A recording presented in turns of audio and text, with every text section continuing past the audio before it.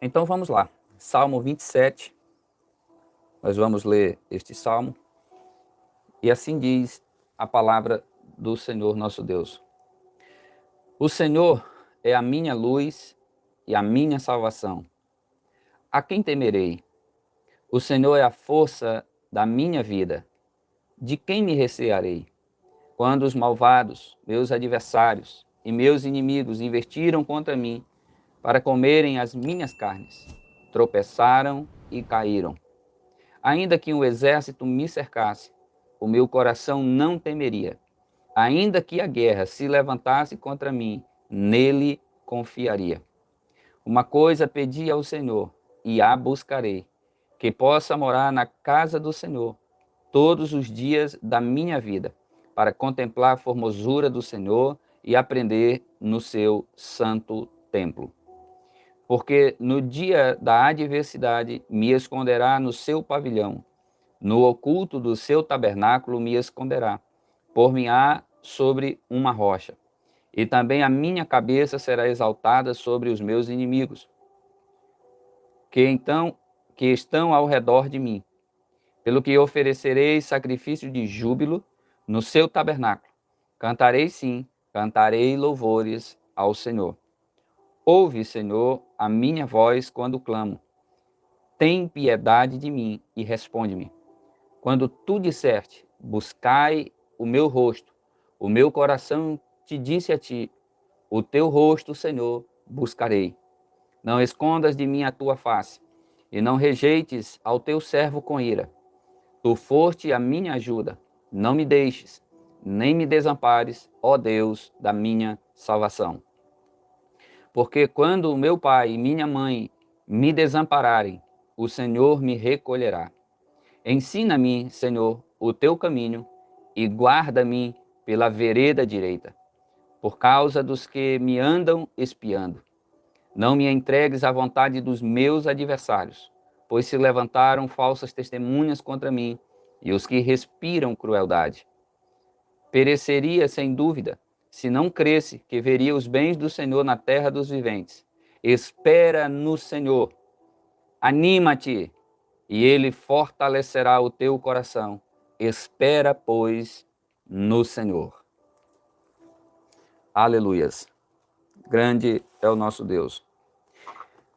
Tem muitas coisas, meu amado irmão, que momentaneamente nós não entendemos, muitas vezes. Mas o salmista, ele traz uma prévia para nós que ela não é muito diferente das situações corriqueiras que nós passamos. Afinal de contas, os salmos, eles são sempre um retrato de um escrito daquilo que o próprio salmista estava passando de uma forma sempre muito simples, muito real, e mostrando até mesmo as fraquezas, as fragilidades humanas. E os salmistas, na sua maioria, não escondiam isso. E nós também não precisamos esconder. Os dias que estamos enfrentando têm sido dias de dúvidas para muitas pessoas. Como todos são sabidos ou estão conscientes, inteirados das informações, estamos vivendo um momento difícil e um momento de incertezas, dado em vista a situação sobre as eleições no nosso país agora do nosso ano vigente, 2022. Para nós não era o que nós esperávamos, porém o que nós não podemos perder é a esperança, nós não podemos perder o foco. Não é de um homem que virá a nossa salvação, mas isso também não nos tira o direito de fazer uma escolha, e uma melhor escolha. E dentro da escolha que fizemos, não saiu de acordo com a nossa expectativa. Porém, eu devo dizer a você e adverti-lo, como o fiz no domingo, no culto, através daquela mensagem, nós não podemos nos esquecer que os homens perdem o controle, os homens perdem batalhas, mas Deus não perde batalha, Deus não perde guerra, Deus não perde um único momento. Deus não é perdedor. Deus nunca perde, Deus nunca perdeu. Deus ganha. Deus tem planos, tem estratégias, sabe o que está fazendo. Então, dentro dessa perspectiva, o salmista, ele encontra no Senhor amparo, ajuda, refúgio, refrigério. Pois quando seus inimigos se levantaram contra ele, ele diz, os meus inimigos se levantaram com uma veemência, querendo comer a minha carne, me destruir por inteiro. E nós precisamos de paz na nossa nação. Estamos vendo situações tensas, paralisações na nossa nação. O verso 3, ele diz, ainda que um exército me cercasse, o meu coração não temeria. Ainda que a guerra se levantasse contra mim, nele esperaria. É uma das coisas que as pessoas hoje têm muita dificuldade, é esperar no Senhor. É esperar. As pessoas têm dificuldade de esperar no Senhor. Elas acham que por causa de uma única situação, Deus perdeu o controle. Acredito que talvez essa pessoa, na sua inexperiência, ou até mesmo na sua falta de fé, talvez ela não tenha lido alguns contextos bíblicos para saber que Deus não perde o controle. Deus nunca perdeu o controle.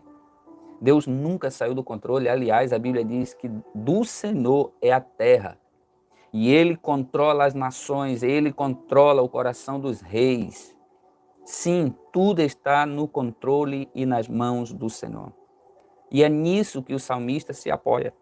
Ainda que nós estivéssemos cercados, diz ele, ainda que um exército me cercasse, nós poderíamos estar à espreita, até mesmo ameaçados de morte. Os nossos inimigos tivessem nos cercado de todas as formas. Ele diz, o meu coração não temeria, porque eu sei que eu estou em Deus, uma ajuda de Deus virá, um socorro de Deus virá, algo acontecerá da parte de Deus. Ainda que um exército me cercasse, eu não temeria, e ainda que uma guerra se levante contra mim, nele eu confiaria.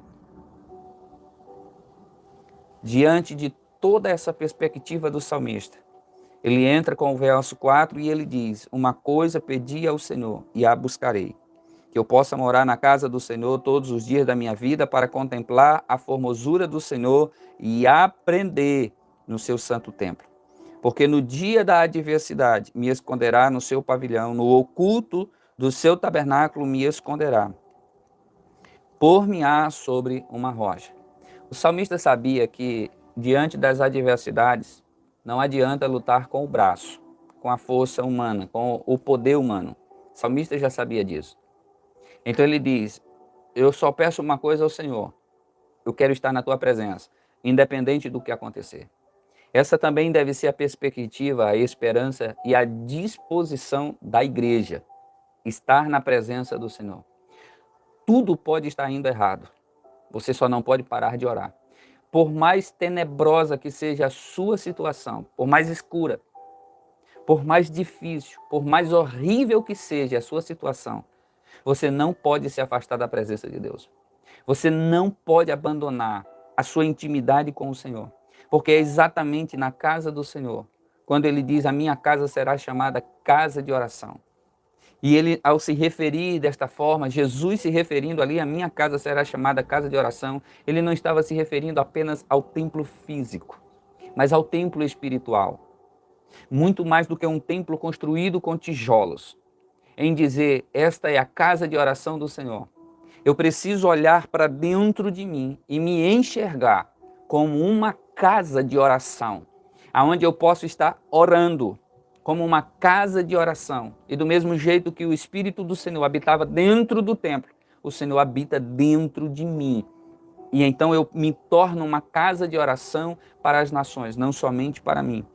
Então nessa perspectiva, eu também, dentro do meu ambiente de oração, dentro de mim mesmo, como casa de oração, eu posso confiar no Senhor e eu posso morar nele. E ele pode morar dentro de mim.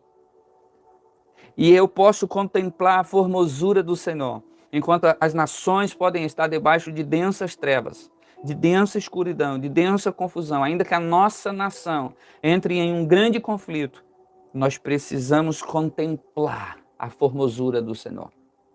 As pessoas vão estar vendo a dificuldade, vão estar vendo o caos, vão estar vendo a decepção, mas nós precisamos contemplar o Senhor. Enquanto o mundo está tendo uma visão terrível das coisas que estão acontecendo, isso não nos impede de ver, mas os nossos olhos devem estar voltados para a formosura do Senhor. Você me entende? Nossos olhos devem estar olhando para o santuário de Deus, os santuários da morada do Altíssimo. Nossos olhos devem estar olhando para esse santuário e sabendo Deus está no meio dela. Jamais será abalada. Deus a ajudará ao amanhecer. Há uma corrente de águas cujos rios alegram a cidade de Deus, o santuário das moradas do Altíssimo. Deus está no meio dela, jamais será abalada. Então o salmista pede para buscar o Senhor e morar na casa do Senhor, para contemplar a formosura e aprender no seu templo. Porque na adversidade me esconderá no seu pavilhão, no oculto do seu tabernáculo me esconderá, por-me-á sobre uma rocha. Gente, a rocha sempre está se referindo ao próprio Cristo. Para alguns é escândalo, para outros é firmeza, coluna da verdade, baluarte, edificação. E por que é escândalo? Veja só, muitas pessoas têm aparecido e têm dito, mas pastor, e as profecias? Eu não acredito mais em profecia, o que Deus está cumprindo? Bem, deixa eu lhe dizer, não perda a sua fé. E não seja daqueles que duvidem em Deus, ou que duvidam em Deus. Quando foi que você leu na Bíblia que Deus perdeu uma batalha? Se você já leu a Bíblia, você deve saber que você não encontra um único texto que Deus perdeu alguma coisa. Que Deus perdeu uma guerra, que Deus perdeu uma batalha. Deus nunca perdeu. Nos lembremos das coisas maravilhosas que já fez o Senhor. Olhe para a história de Lázaro, 3 dias sepultado. Ele vai chegar e dizer, Senhor, não tem condições, ele já cheira mal. Marta, Maria, eu já não disse para vocês, se vocês crerem, vocês verão a glória de Deus, vocês verão. Vocês não conseguem crer nisso? Sim, Senhor, eu creio. Então, teu irmão vai ressuscitar, Marta. Teu irmão vai ressuscitar, Maria. Sim, Senhor, nós sabemos, ele vai ressuscitar no último dia. Marta, Maria, eu sou a ressurreição e a vida. Aquele que crê em mim, ainda que esteja morto, viverá. Muitas pessoas acreditam que para muitas coisas já está morto. Não tem mais solução, não tem mais saída. Mas elas precisam olhar para o Senhor, o eu sou. O eu sou o cumprimento de todas as coisas. O eu sou a realização de todas as coisas. O eu sou. Então ele diz, quando eu me escondo no Senhor, quando eu me torno esta casa de oração, eu estou me escondendo dentro do pavilhão do templo. Existe um lugar, um esconderijo em Deus, meus irmãos. Existe esse esconderijo poderoso. E ele só é encontrado quando nós entramos no átrio do Senhor, através da adoração, através da oração. E este é um momento que nós não podemos perder de forma alguma. Pessoas vão chorar, pessoas vão se precipitar, mas a igreja tem um refúgio. A igreja tem uma rocha, como ele diz. Além de eu ficar escondido nele, guardado por ele, os meus inimigos não me encontrarem, não conseguirem me atingir, ainda assim ele ainda vai me firmar sobre uma rocha. Qual é a rocha que nos firma? Para alguns, Cristo é escândalo, é desconfiança, mas para nós ele é o poder de Deus para a salvação de todo aquele que nele crê. Para alguns ele é tropeço, para aqueles que creem, ele é refúgio. Você consegue crer neste momento? Confie na rocha eterna. Alguns se perdem por causa dela, mas muitos ganham quando nela confiam. Sabe? E muitos cristãos vão ainda chorar, porque não confiam e não estão confiando no plano de Deus. Simplesmente porque os planos não saíram de acordo como a pessoa esperava. Elas estão dizendo e estão desconfiando de Deus. Sabe, eu não creio mais em profecia. Algumas pessoas estão dizendo isso. Cadê o Deus dos cristãos? Tem pessoas até mesmo fazendo postagens dizendo, esse Deus dos evangélicos aí oraram tanto, para que tanto isso? E olha aí agora, olha o resultado e tal, não sei o quê. Se Deus de vocês é medíocre, se Deus de vocês é mentiroso. Bem, se essa fosse a primeira vez que a Bíblia relatasse algo parecido com isso, o próprio salmista, em outro salmo, ele diz, As nações dizem, os homens dizem, aonde está o teu Deus? Já fizeram isso antes. E Deus sempre defendeu os seus servos. Diz os Salmos. Diz o louco no seu coração, não há Deus. Diz o louco no seu coração, não há Deus. Pois eles não conhecem a Deus. Eles nunca se encontraram com Deus. Mas quem já se encontrou com Deus, sabe que nele você pode se esconder. Você pode encontrar nele uma rocha de apoio, uma âncora. E sabe o que Deus diz quando nós entramos neste momento de intimidade com o Senhor? O verso 8 ele diz, quando tu disseste, ele está se referindo à pessoa de Deus, que Deus pediu. Quando Deus pediu, imagine dessa forma, e o verso 8 diz, buscai o meu rosto, o meu coração te disse. Quando o salmista foi para a presença de Deus, o salmista ouviu Deus dizendo, busque o meu rosto, salmista. Busque o meu rosto. Quando Davi foi para a presença do Senhor, Deus disse para Davi, busque a minha face, busque o meu rosto. E essa continua sendo a mensagem para a igreja. Igreja, busque a face do Senhor. Busque o rosto do Senhor. Não importa o que esteja acontecendo. Não pare de buscar. Nós não podemos, eu não posso, você não pode. Não pare de buscar o rosto do Senhor. Não pare de buscar a face do Senhor. É o que o salmista está dizendo no verso 8.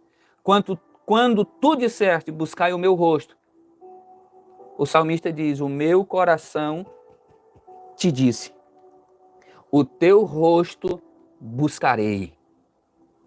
Davi estava disposto a buscar o Senhor, independente das circunstâncias. Ele diz, ainda que o meu pai e a minha mãe me abandonem, o Senhor me recolherá.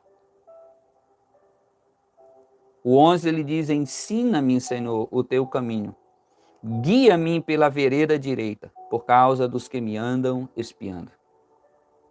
Muitas pessoas estão nos espiando, procurando um erro, uma falha, um modo de tropeço, um modo de acusação, um modo de zombaria. Estão zombando. E ele, na sua oração, ele diz, não me entregues à vontade dos meus adversários. Os meus adversários querem comer a minha carne, pois se levantam falsas testemunhas contra mim e pessoas que respiram crueldade. Este também é um momento que nós estamos vivendo. Pessoas levantando falsas testemunhas, falsos comentários. O que nós chamamos hoje de fake news. E muitos deles estão respirando crueldade. Você não tem ideia do quanto pessoas estão pensando maldosamente no que farão com os servos do Senhor. Pereceria sem dúvida, o verso 13 ele diz, se não cresce que veria os bens do Senhor na terra dos viventes. Olha o que ele está dizendo, presta atenção. Pereceria sem dúvida, ele diz, não há dúvida de que se eu não conseguisse crer que eu veria os bens do Senhor, Deus fazendo bondade, Deus fazendo coisa boa, na terra dos viventes, eu iria perecer. Se eu soubesse que o Senhor não estava no controle fazendo coisas boas, eu iria morrer na dúvida. Eu iria morrer no desespero, eu ia morrer na angústia, na desesperança. Mas por causa que eu não tenho dúvida sobre isso. E por que não tenho dúvida? Porque já fui buscar a face do Senhor. E porque fui buscar a face do Senhor, ele diz, eu vou ver os bens do Senhor na terra dos viventes. Gente, pode estar tudo perdido, Deus continua fazendo o bem. Deus continua operando na terra para produzir o bem na terra dos viventes. E ele encerra o verso 14. Espera no Senhor. Anima-te, e ele fortalecerá o teu coração. Espera, pois, no Senhor. O que nos resta? Diante de tudo que nós estamos lendo aqui neste Salmo 27. O que nos resta? Esperar. E o que é esse esperar no Senhor? É esperar. Não é fazer confusão, é esperar. E o que é esse esperar? Esse aqui é ficar parado, esperando. Não é um parado por não fazer nada, mas é um esperar na presença dele. É não fazer as coisas erradas. Espera no Senhor. Anima-te e Ele fortalecerá o teu coração. Só há fortalecimento quando você espera. E você não espera por algo que não tem esperança. Você não espera por algo que não crer. Aqueles que não estão crendo no Senhor estão perdendo a sua esperança. Estão até duvidando de Deus e serão extremamente envergonhados. Eu não estou dizendo que não serão salvos. Eu estou dizendo que serão envergonhados os que deixarem de esperar no Senhor. Pois verão mais tarde a mão do Senhor estendida. Todos ainda vão ver a mão do Senhor estendida sobre a nossa nação. Tudo que Deus cumpriu, Ele vai fazer. Espera no Senhor, anima-te, e Ele fortalecerá o teu coração. Espera, pois, no Senhor. Era como se o salmista estivesse fazendo esta recitação em voz alta, falando para si mesmo, para que a própria alma dele ouvisse isso. Era como se ele fizesse aquela repetição, refletindo sobre a própria voz dele, aquilo que ele estava falando. Espera no Senhor. Eu não sei se tem alguém perto de você nesta hora, mas se tiver, olha para ela e diz: espera no Senhor. Anima-te e Ele fortalecerá o teu coração. Espera, pois, no Senhor. Aleluia. Que Deus possa abençoar a sua vida com esta mensagem. Amém, meu irmão?